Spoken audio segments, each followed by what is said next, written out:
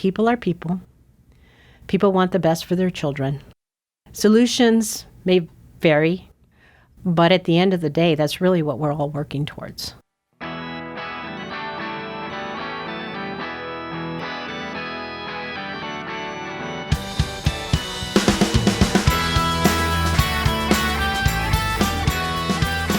This is A New Angle, and I'm your host, Justin Engel. This show is supported by First Security Bank, Blackfoot Communications, and the University of Montana College of Business. Hey folks, welcome back. I'm excited today to be joined by Brenda Solorzano. Brenda is the CEO of the Headwaters Foundation, an organization dedicated to a Montana in which all people, especially those most vulnerable, are healthy and thriving. Headwaters is a relatively young foundation, and Brenda is a relatively new Montanan.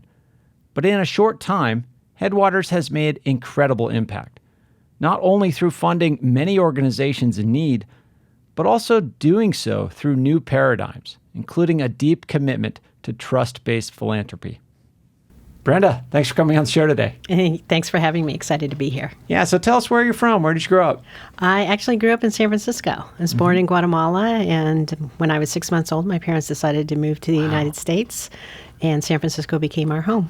And what prompted that move to the States? My dad had been in the Guatemalan military and had gotten a little bit of a really upfront seat to what was happening in terms of civil war in Central America, and knew that it probably was not a good place to raise a family, and decided that coming to the U.S. would give us a different opportunity. And I think myself and my siblings are examples of living the American dream. For sure. And so Headwaters is a conversion foundation, and some of our listeners might not know what that is. Can you explain what a conversion foundation is? Yeah, absolutely. A health conversion foundation comes when there is a not-for-profit entity that is in existence and is going to be sold and turned into a for-profit. And what society says is, for many years, those entities have received tax benefit from being a not-for-profit. And the resources that have been grown to this point really belong to the community as a nonprofit. And when it's sold to the for-profit, they don't want that for-profit company to benefit from it. So they transition those resources into foundations like Headwaters. In the healthcare industry, historically, there were a lot of nonprofit providers. And as medicine has become more business-like, there are more for-profit entities that are buying up these nonprofit providers. Over the last 20, 30 years in the health industry, there's a tremendous number of nonprofits that have converted and therefore have created hundreds of nonprofit health conversion foundations like Headwaters. And so this was associated with the sale of Community Health Center in 2015, I believe that was? Correct. And so what attracted you about this opportunity? I know you were in philanthropy and in the healthcare space in San Francisco for a long time, but why make the change, and this change in particular? Well, it's really kind of interesting story, Justin. I started out getting a call from a headhunter who was looking to fill this position. And when he first called me, I was not interested, mostly because I had never been to Montana. And I had no idea that I would ever want to live in Montana, and kept telling him no. At the same time, I had an opportunity to really begin to question whether or not philanthropy was the right career choice for me, and was thinking of leaving philanthropy.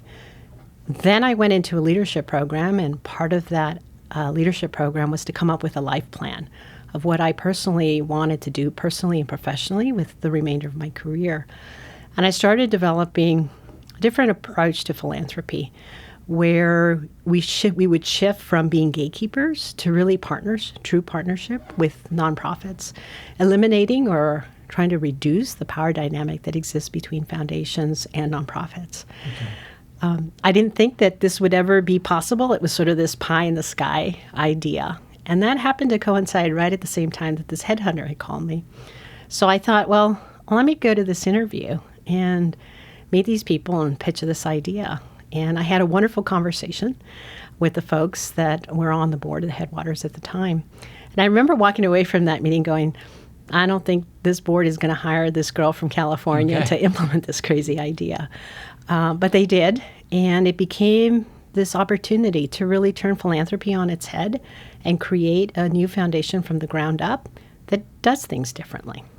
So let's maybe talk about that a little bit more specifically. So what were some of the existing paradigms in philanthropy? I mean, you mentioned power distance and so forth. I assume bureaucracy and pace maybe were a couple of other attributes of philanthropy. But what wasn't working in the model that kind of made you disillusioned? Well, there's a couple of different things that I usually use as examples for why I believe philanthropy in the more traditional sense was not really working for communities that we're supposed to be serving.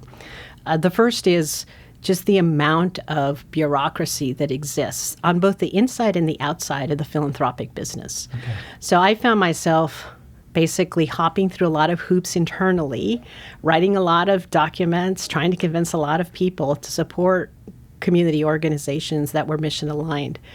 At the same time, I was asking those organizations to hop through a lot of hoops themselves. Sometimes this would take 6 months, 9 months, a year before we would get to a point where our foundation would decide, okay, we're going to go ahead and give a grant. And in that year time period, there was a lot of wasted time, obviously, because the organization couldn't focus on the work. And I'm not sure that that whole process added a whole lot of value at the end of the day to the work that actually got funded or that eventually got funded. So I always questioned, why do we do it this way? So that's one example, bureaucracy. The other is that often foundations hire people that have particular expertise in certain areas. And there is a lot of, I'll call it pontificating, around what foundation leaders think needs to happen in community. Okay. And when I look at my philanthropic career, the places where we were most successful in supporting work were those places where we didn't dictate as a foundation what needed to happen, what the problems were, what the solutions were, what the approaches needed to be. It was those places where we entered into a conversation and a relationship and allowed the nonprofit or the community group to really drive the work. Sure. And that became to me really interesting because I'd been part of so many philanthropic efforts that were really top down. This is what you need to do to get the money. This is what you need to achieve. This is how we're going to measure success. Yeah. Most of those didn't work. But the ones where we said, here's some resources to do some mission-aligned work, those are the ones that really took off. And why? Because there was buy-in, right? And so that really, to me, said we really need to get rid of this power dynamic that exists where the foundations are telling organizations what to do. And so coming here, so first of all, it's attractive because you kind of needed a change, but two, it's a brand new entity, right? So you can build out this team. And I mean, that must have been an interesting moment for you to sort of have the courage to just come into a job interview swinging for the fences, so to speak. Yeah, I pretty much describe it as I showed up and they gave me keys to an office and a box of business cards and said, build us a foundation. Yeah. Scary, especially because I did not know a single soul in Montana prior to coming here. So challenging on a number of different levels, but exciting because it was blank space to create, to be innovative, to not have to say, well, this is the way we always do it, and so that's the way we're going to do it. And I think I also have to give credit to the board to being really open to saying, okay, we're not going to go the way that most foundations go. We're going to go this different path. Yeah. And that excitement by people on the team as a staff member or as a board member, I think really encouraged me and said, let's try it. So this is the space where we can test out different ideas and new approaches to doing the work that really allow the nonprofits to focus on their mission critical work and not focus on having to chase dollars. Sure. So talk about how you've kind of operationalized this philosophy. I mean, you had this sense of the way you wanted things to get done. How do they get done, and how did you make that happen? Yeah, there's a couple of different things that we did from the very beginning. And that was the decision to really put community in the center of everything that we do at Headwaters.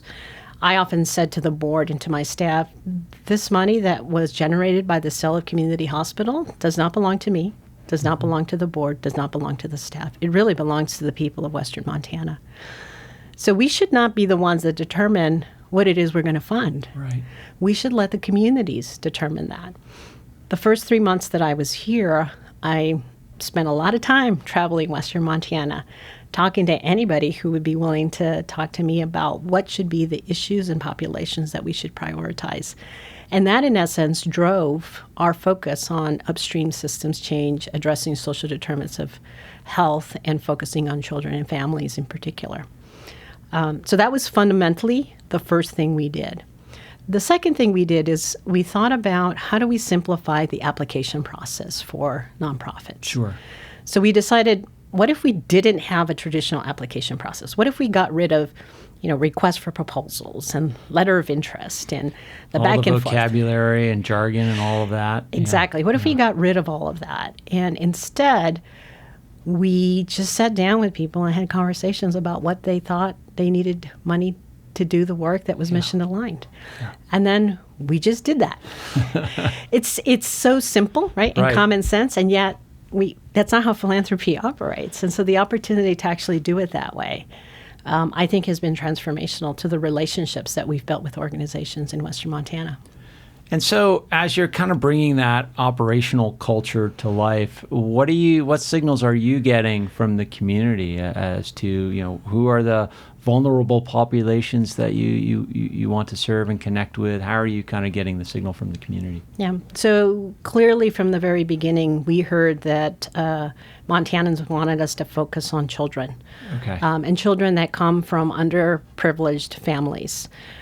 Children that have to deal with hunger, families that have to deal with a lot of different challenges that just don't create an opportunity for those families and their kids to have a bright, healthy future. Yeah. We also heard a lot about the health disparities that exist among certain communities, and in Montana specifically about the health disparities within the American Indian community. Okay.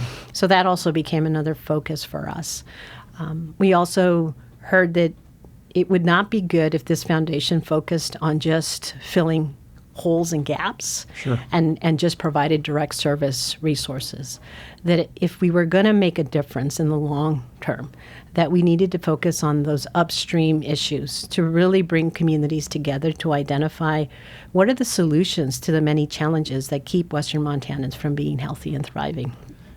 Is that what you mean when you say upstream solutions, like more systematic change? Yes. So, you can, it's that saying that you can give someone a fish and they're full for the night, but if you teach them how to fish, that changes their whole life trajectory.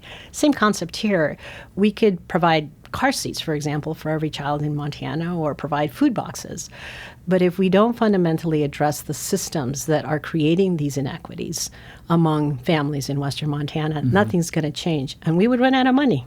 Yep. And so clearly people in Western Montana believe this, because that's what they said to us, is focus on that kind of work instead of just filling the gaps. And so this kind of approach that you're talking about, I've heard you and others describe it as trust-based philanthropy.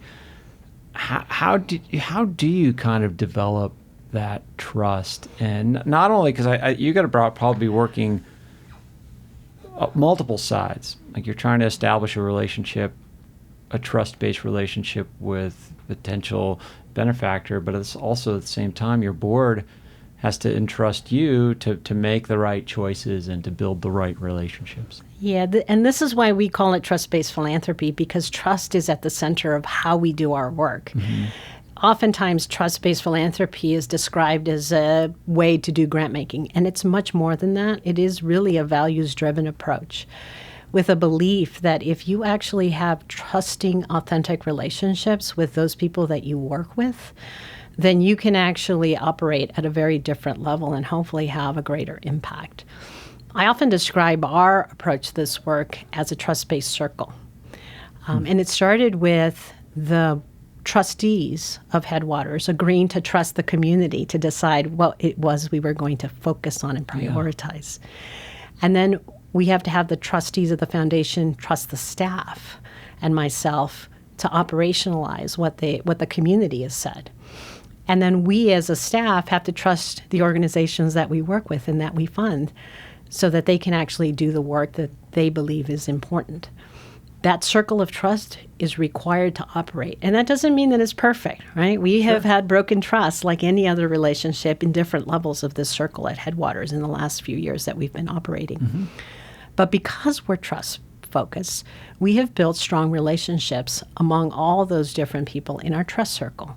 And when we enter into those challenges, the expectation is that that relationship will allow us to have the hard conversations and resolve whatever challenge is in front of us and allow us to move forward and work together.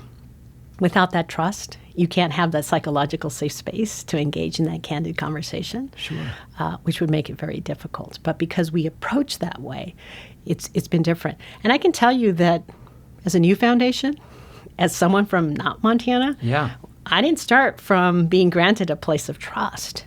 And that's understandable because I didn't have relationships with folks. But over the last 4 years that I've been here, as we've built relationships, as we've demonstrated that we are going to be there by your side, working with you and troubleshooting and resolving the challenges that exist, whether you're a grantee or a trustee or a staff member, that has allowed me to build the kind of relationships that are rooted in trust. Yeah, can we maybe tell some stories or get specific with some examples, Brenda? Because I'm just thinking about it, like having never been to Montana, new foundation, new approach. You're a woman of color coming to this new state. Like, how have you been able to build trust and really, like, how did you navigate that and bring that sort of leadership vision to life in a way that people were willing to buy in and trust you? I think it comes from granting trust before getting trust. Okay. So I'll give you a couple of different specific examples of this. The first is a program that we call Go Grants. Instead of having a traditional approach, what we did was we said, if you are an organization in Western Montana and you're doing mission-aligned work to address the health and well-being of children and families in the state, we should be giving you money. It's pretty simple, right? So how do we make that as seamless, as quickly as possible? Right. We created an online application process that allows an organization, if you're mission-aligned, to apply. After they've created an organizational profile in our system, it takes them about 10 minutes to apply. Wow. We can approve it in 24 hours and get a check out to the organization within 2 weeks. How does it work? Let's just pause for a second. For anybody who's ever applied for a grant, like it sounds like the process that any sort of normal organization would use, but that's lightning speed in the grant world. Absolutely. Yeah. And the concept comes from this notion of, when you and I go into a department store and they ask us, would you like to apply for a credit card? Sure. And it happens instantaneously, right? Yeah. Why can't it work in philanthropy that way was my question. Mm-hmm. So we actually built a grants management system at Headwaters that works that way. The system checks to make sure that you are an eligible organization working in Montana, mission-aligned, in our service region, and then we grant trust, and we send you the money. Mm-hmm. And then we build a relationship via that award. We have visited all of our Go grantees. We have gotten a sense of what they're doing and what they're working on.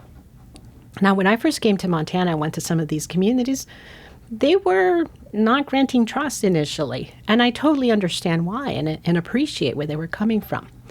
Fast forward 2 years, 3 years, where they have been receiving general operating. That's the other thing about these grants is they're general operating grants, which allow an organization to deploy them as they see necessary. So that you trust the organization to spend it where they think the right needs are. Exactly. Okay. So now I've got 2-3 years where we, as a foundation, have been supporting these organizations doing this work in the community. And they're living, right, the relationship that we're building. And now they call us and they talk to us and they tell us what they need or they tell us what their challenges are. It's a very different relationship that we've established. And that wouldn't have been possible if we hadn't granted trust in the very beginning. So that's an example of how it got operationalized. I think the other thing is people are weary. So when I described the Go Grants, for example, to a few nonprofit leaders in our service region, they were worried about somebody's going to steal money or do something that they're not supposed to. And that's because we've trained them in philanthropy that somehow our gatekeeping functions keep the bad actors out. But the reality is people who are doing nonprofit work, it's God's work, it's community work. Sure. That's not where you go to enrich yourself, really. And so we've been able to be doing these grants for the last almost 3 years, be 3 years this August. And to date, we only have wonderful stories about the amazing work that these organizations are doing across Western Montana. We are now in relationship with them. Okay. We have a trusting relationship with them. And that's how it gets operationalized. Can you tell us some of these stories? Like, what were a couple of the organizations you feel have really taken advantage of this Go Grant program in a transformational way? Yeah, there's a school in Frenchtown that was able to receive one of these grants, and it was a science teacher that was working with the kids, had built an aquaponic garden, and wanted to expand it so that they could do a couple of different things. They were doing science lessons, obviously, with the garden. They were bringing in the parents to teach them about how it works. Food was being produced out of these gardens that was then being incorporated into the school cafeteria. And parents were being given lessons on how to prepare some of these food products that they might not be familiar with. Sure. So cooking lessons. And then that allowed the kids to also interact with the parents in a very healthy environment. That's an example of where all of these different people in this community were benefiting from this grant. If you'd asked me, Brenda, are you going to fund an aquaponic garden in Montana? Yeah. I don't think I could have come up with that idea. But the fact that this community did, and that they have used this money to grow that garden and do that kind of work where they're working with the kids, working with the students, really impacting not only educational issues, but also health and well-being via changing the paradigm of what is food and what is healthy food and how do you prepare that within a family context. A New Angle is supported by First Security Bank, Blackfoot Communications, and UM's College of Business. Access to capital, broadband, and education are 3 ingredients any community needs for success. Hey, this is Ryan Tutel of ESPN Radio in Missoula, and you're listening to A New Angle. Awesome. And so is the Go Grant like a one-time seed thing, or are they eligible for subsequent funding or larger programs, or how's that work? So just like any relationship, if you continue to do the good work and be in good relationship, you can keep getting funding from us. Awesome. So yeah, that's what trust is, right? And I think that this might also be another opportunity to highlight something, that trust goes both ways. Mm-hmm. Right. So there will be times, and there have already been times, where trust has been broken in the sense of a community hasn't been able to utilize the resources the way that they had expected. Right. For a variety of different reasons. In that instance, the trust is broken in terms of how Headwaters is seeing what's happening in the community. And we as a foundation, again, as stewards of these resources, have to make a decision about whether or not we continue to fund. And we may choose to pause or to stop funding, and we have in certain instances. Doesn't mean we don't ever fund again, but let's enter into a conversation around how do we problem solve whatever have been the challenges in that particular effort so that we can refund again and be able to move the work forward. Yeah, as you mentioned that, Brenda, I can't help but thinking of this sort of polarized media and information landscape where we're all kind of trying to navigate. I mean, you coming to a new environment, meeting new people in a new community, trying to engage with communities and understanding their needs. How do you kind of navigate that world where, people are viewing the world through totally different lenses, yet they probably have some common things they can rally around? I think one of the things I realized is that I was working in probably arguably one of the most liberal areas of the country. Yeah. And now I am working in a very different environment here in Montana. But what I have learned from having been in both of those different environments is that people are people. People want the best for their children. Mm-hmm. Solutions may vary, but at the end of the day, that's really what we're all working towards. And if we get an opportunity to have connection and relationship with people, you learn that we're not that different, and that all these different powers that be have started to try to create kind of us-them mentality. And so we've bought into it, I think, as a culture across the country. And the reality is, that I've experienced is that it doesn't have to be that way. As a woman of color coming into Montana, I could have come in and, imagine that it's me against all these people. And I have found it to be quite the opposite. I have been welcomed into this community. I have built relationships across the region. I have wonderful partnerships with a number of organizations because they've gotten to know me, and I have gotten to know them. Our relationship, again, is rooted in a trusting relationship. And so we can have conversations. Even if we disagree on things, we can still have conversations about how do we make Western Montana a better place for children and families. And that's where we have our common ground. And having been in these two different places, I sometimes sit and watch what's happening across the country, and I'm really saddened by it because I think the people that I worked with in California would get along and work really well with the people that I've gotten to know in Montana. And we have more similarities than you would imagine. Yeah, and that the focus on children just is such a wonderful way to anchor connection. Let's pivot for a moment and talk about one of your partnerships, and that is with All Nations Health Center. In a couple of weeks, we're going to have Deshane Barnett on, who's the executive director over there, although he's moving on to the county, which is great for him, great for all of us, really. So talk about that relationship in particular and how that's a good example of this trust-based philanthropy. Yeah. Being new to Montana, I didn't really have strong relationships, obviously, with anybody, let alone the American Indian community. And we were trying to figure out how do you build those relationships, just being aware and sensitive to cultural issues, historical issues that make it very challenging to work with a community because we who are not from Native communities have, I would say, fumbled on how we work with those communities. And had an opportunity to meet Deshane pretty early on. Actually, I had known him or of him in California because he worked in California as well. But got an opportunity to connect with him in his role here.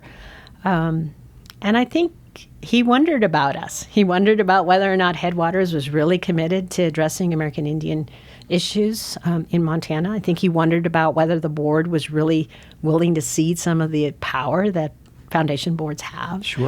And he let us know pretty early on that he was watching and that he was not ready to enter into a relationship. Okay, so he was not receiving, or the organization was not receiving any funds, and he was saying, I want to make sure you all are for real. Yeah, exactly. And how do you become for real? You build a relationship. And you start having conversations, and you get to the point where you feel like you are in that authentic relationship and that you can enter into a partnership.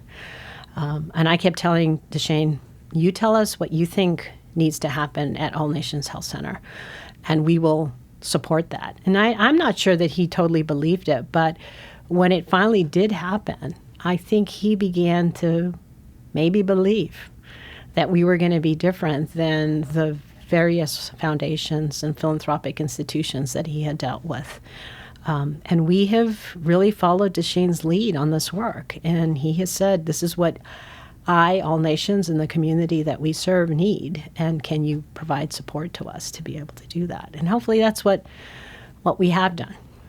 And so where does kind of like outcomes and data kind of come into the mix here? I mean, Deshane, in the example of All Nations, Deshane sort of leading the way with how the funds are spent and the work they're trying to do. And then I assume at some point there's a report out and an exchange of outcomes and results and conversation about those topics. Yeah, I'm glad you're asking this question, Justin, because it's something that we often get when we're talking about trust-based philanthropy, right? What? You just trust?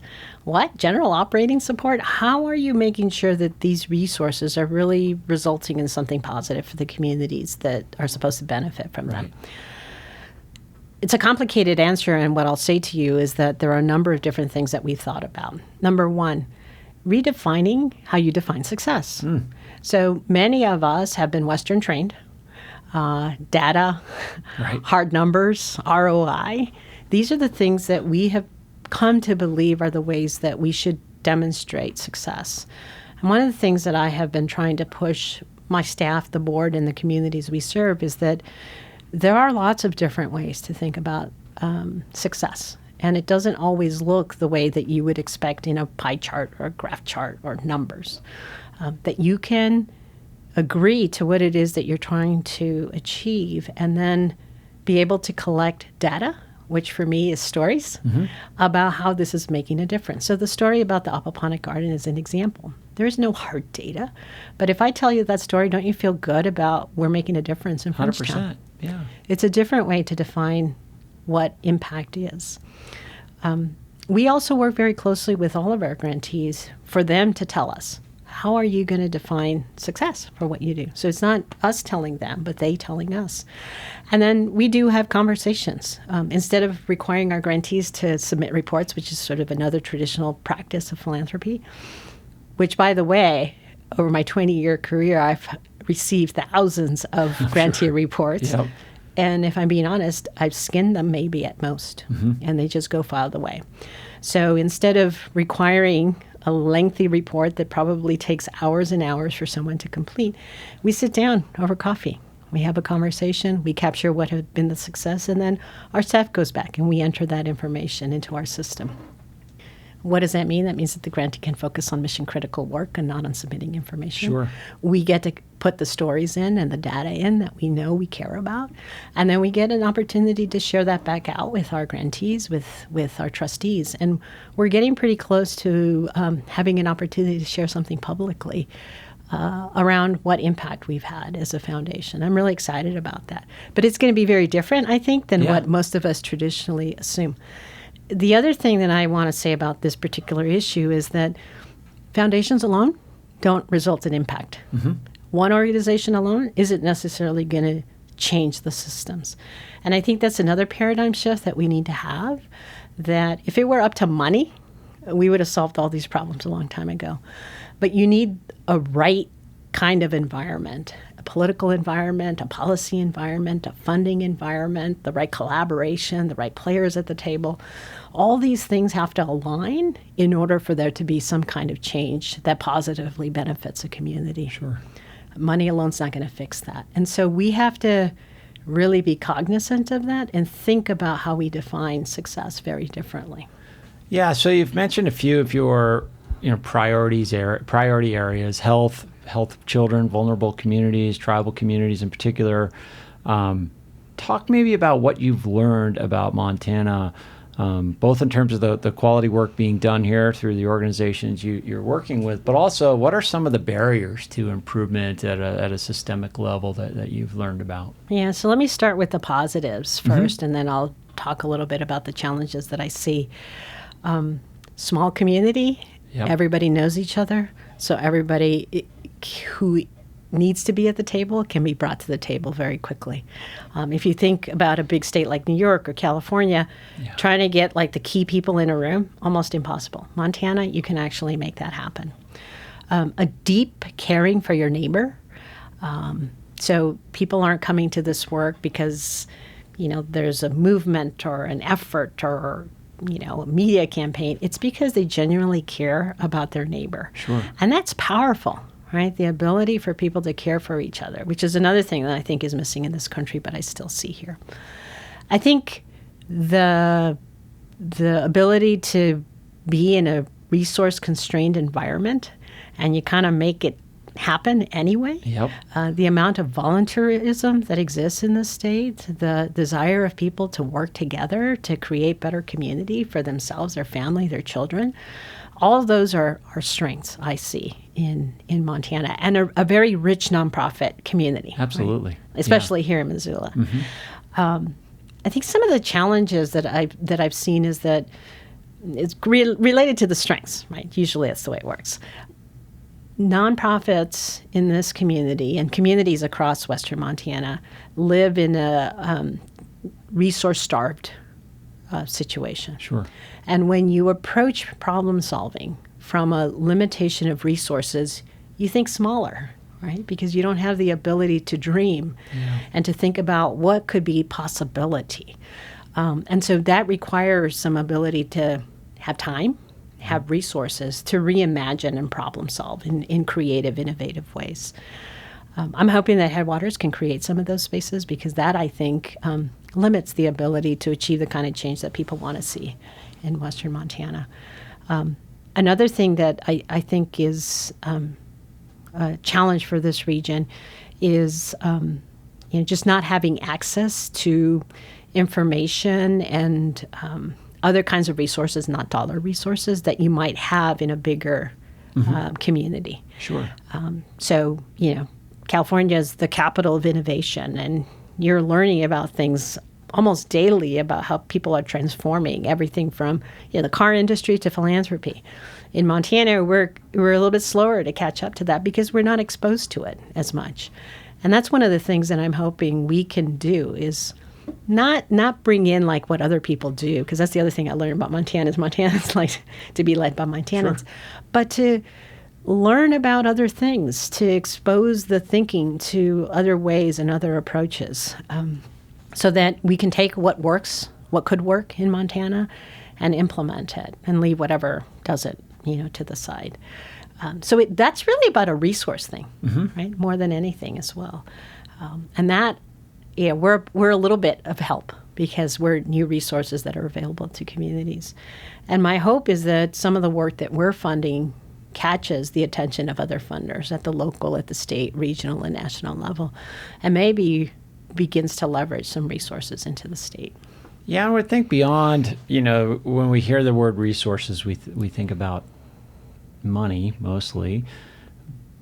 And you're getting money flowing faster, but also the resource of time that your model has been able to free up for these organizations. They're not spent constructing these elaborate reports in a very precise format to please their funders. They're having a conversation with you so that they can clearly communicate and do the work. Yes. So on average, it takes about 40 hours for an organization to complete an application. Wow. What if you took 39 of those hours and put them to mission-critical work and not 100%. Chasing money, right? Yeah. I often describe philanthropy prior to my experience at Headwaters, where we would basically ask nonprofits to turn into pretzels in order to get the money, when in reality what they needed was general operating support to do the mission-critical work that they were doing. Why don't we do that? Yeah, and then if facts change on the ground, you got to go through this elaborate revision process, and the amount of just friction in the system. And that's probably, it seems like it's explicitly by design to sort of, probably not necessarily to avoid the necessity for a relationship, but at the expense of a relationship, I guess, or as an alternative to investing that way. Exactly. And I think that inherently has then created the power dynamics that exist between foundations and nonprofits. And I don't think that was necessarily the intent, but that's just the way it has come to be. Yeah. And this work is hard. It's much harder to break up with somebody when you have a relationship with them than if you've been in a power dynamic and you just tell them, sorry, cut loose. Yeah. And it requires more time on our staff's time. But that's the value of our staff, right? They're not just sitting there doing due diligence and reviewing things and making decisions. They're actually on the ground being partners with all of our grantees across the state. And I'd much rather have them be doing that than the gatekeeping functions that my teams have done at other foundations. And then your resource question or your resource comment raises for me the notion that we've thought about Headwaters not just as a grant-making institution, but as a partner in community to try to affect the change that Montanans want to see in our state. So we have a lot of different things that we've thought about. How do we play a role in convening folks in the state? How do we bring information, right? So some of that opening up of different ideas and innovation that exists in other parts of the country and the world. And more recently, we've been thinking about the space that we're going to be creating here in Missoula. We're building remodeling a building in downtown Missoula. The ground floor is going to be community space. And the idea there is it will become a resource for the community where programming will be offered, where convenings will be held, where trainings will happen. And that's another way, another resource that we're going to be offering, hopefully, to people in Western Montana. And another way to build trust with the community. Exactly. Sure. So, Brenda, as we close here, what are you most excited about? Like, what's your next challenge? What are you most proud of? Like, how do you reflect on these 3 years you've spent at Headwaters and what's next? Yeah, I think we have shifted from being a startup foundation to what I call a performance foundation. Yeah. And that's really what I'm excited about. And what I mean by a performance foundation is that we've now done enough grant making and enough relationship building and enough connections that we have a story to tell about how this is working. Right? How it's working for Montanans, how it's working for our grantees, and how trust-based philanthropy is making a difference in terms of the relationship we have with the organizations that we fund. And this is exciting to me because this is the reasons why you do work, right? You want to see something happen as a result of what you're doing, no matter what field you're in. And I think we're just entering that field or that phase of our organization, and the opportunity to share that with the broader community is very exciting.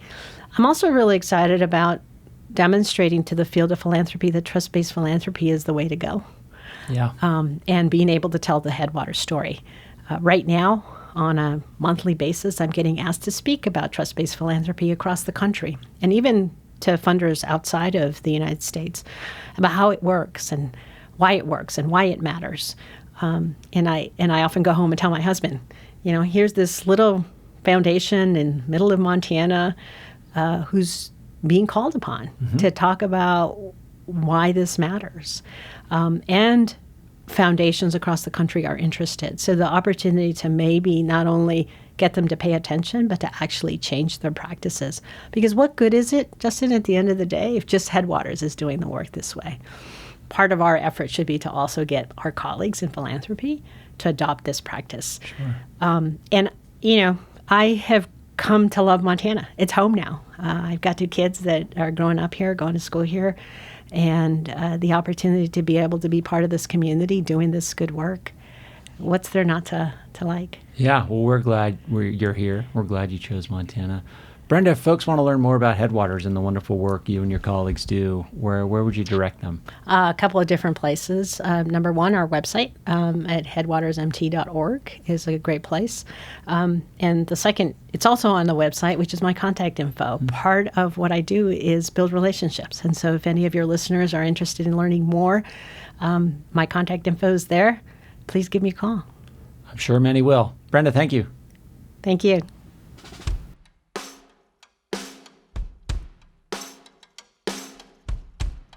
Thanks for listening to A New Angle. We really appreciate it. And we're coming to you from Studio 49, a generous gift of UM alums Michelle and Lauren Hansen. A New Angle is presented by First Security Bank, Blackfoot Communications, and the University of Montana College of Business, with additional support from Consolidated Electrical Distributors and Drum Coffee. AJ Williams is our producer, VTO Jeff Ament and John Wicks made our music, and Jeff Meese is our master of all things sound. If you have any questions, suggestions, comments, insults, whatever, please email me at anewangle@umontana.edu. If you liked what you heard, tell your friends about it. Thanks a lot. See you next time.